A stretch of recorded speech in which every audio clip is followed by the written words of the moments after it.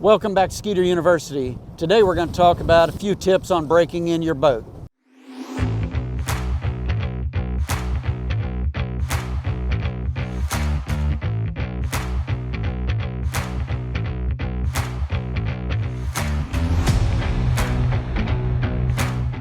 All right, today I'm out here on the lake breaking in my 2025 FX for the first time.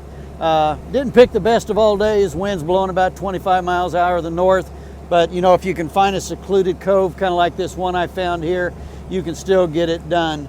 The first hour, of course, as you all know, is the most boring hour breaking in the boat when you got to keep it below 2,000 RPM. I would recommend that if you're going to idle like we are idling right now, to at least idle under load, which is have it in gear and try to keep it above 1,000 RPM when you're idling. Right now, when you get to the second hour, you can go from 2,000 RPM to 3,000 RPM. Just try to vary that range between 3,000 RPM, and I usually like to go down to about 2,400 RPM, 2,500 RPM, and just kind of go up and down during that next hour. All right, now that I've got the second hour done, we're going into the third hour. This is the point where you can actually open up the boat for the first time, but just don't do it for very long at a time. Always open it up and then bring it back down, let it cool off, not down to idle, just bring it down your RPM down to about 2,000 RPM, 2,500 RPM somewhere there. Let it cool off a little bit, but vary your speeds during this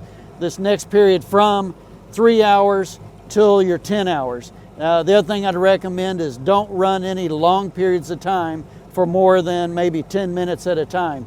Always let that motor cool off, but you do want it to get hot enough that it does seat the rings. One thing I will tell you about breaking in a boat, if you ever get strange looks on the lake, it's going to be while you break in the boat.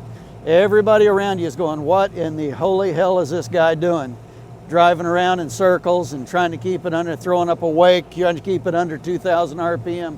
So don't be surprised if somebody idles up to you and asks you if you need help. All right, thanks for viewing today's video.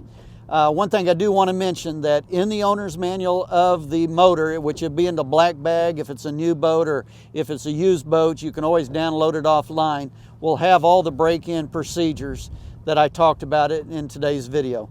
As always, like and subscribe and tune in for our next video.